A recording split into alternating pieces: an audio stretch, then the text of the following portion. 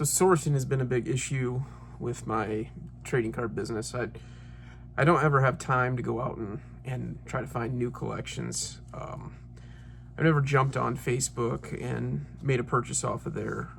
I do a lot of online stuff where I'll buy stuff like on eBay and Fanatics Live, a couple of other online sources, and then in person at trading card shows. That's been my biggest intake for sourcing single cards. I needed some more Pokemon. I've noticed that Pokemon has been moving really well in my eBay store, and I wanted to go out and buy something that would restock what I've got in my eBay store. So I ended up searching up on Facebook, and I've done some searches and stuff like that, trying to figure out some collections to buy, and this is the first one I've ever done. I actually went and bought a collection of Pokemon.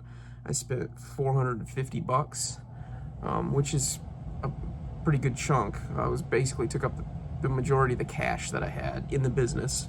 But I've got a couple of shows coming up soon, and I saw this collection, and I thought, man, I need to at least go look at it. It looked really good from the pictures. The description said that everything was near mint. It wasn't. Some of the older stuff wasn't near mint. There was a lot of moderately played and some heavy played stuff, but it was a really good collection. I'll just flip through a few of the pickups. Got a lot of stuff like this. So this card right here is the reason why I decided to buy this collection. There we go.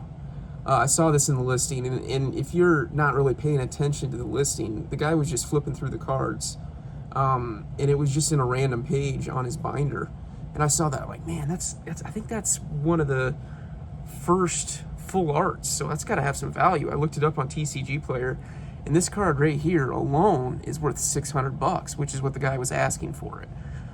This card alone was worth $600 in a near mint condition, and I'm like, oh my god. And so as soon as I saw that, I was like, all right, the rest of the collection would be cheese after that.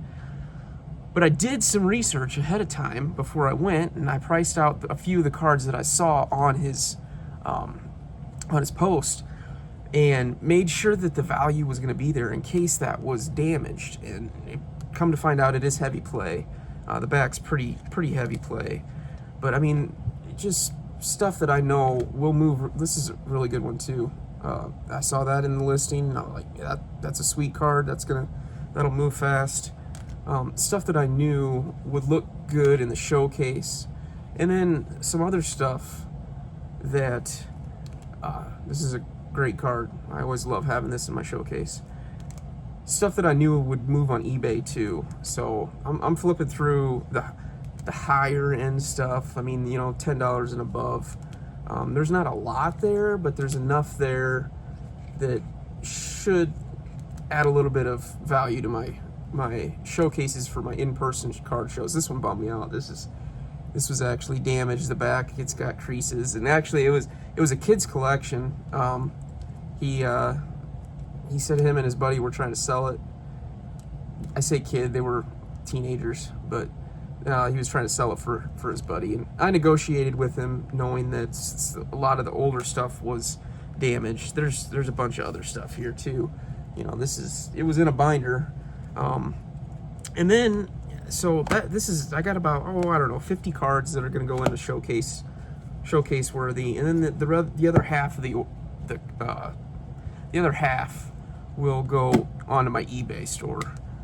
I like to put my lower end stuff on my eBay store and try to move my higher end stuff in the showcases. It just kind of brings eyeballs and stuff like that. So, a bunch of EXs, these will sell in my store for like, I don't know, $3, $4, $5 a piece. They're slow movers, but it's really good stuff to add to the eBay store. So yeah, it's a new avenue for me, going out and buying Facebook. There's a couple of full arts here too, but going out and buying some Facebook stuff. I've always been nervous about doing in person, like going to a person's house, and you never know. But I pulled the trigger, and I'm glad I did. really happy with this order, or with this collection. I paid like $450 for it, and that was kind of going into it a little bit blind. I knew that some of the stuff, the value should cover it, but I didn't know for sure, and I went through and I priced everything out, and I should roughly double my money, which, as long as the opportunities are there, that's fantastic. You can't double your money on most stuff, but I saw that this listing, the guy, whatever, didn't have it listed very well. He just thumbed through the pages really quick, didn't give any description, didn't do anything much other than that. And I was opportunistic and jumped on it because I saw a couple of cards in there that had some value. So yeah, I'm pretty excited. Starting off the year, spending money.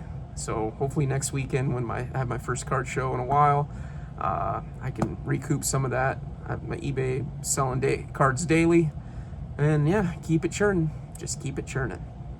All right, guys, that's it for this video. Nothing crazy. Just wanted to share with what I've got going on in my business. Catch you on the next one. Peace.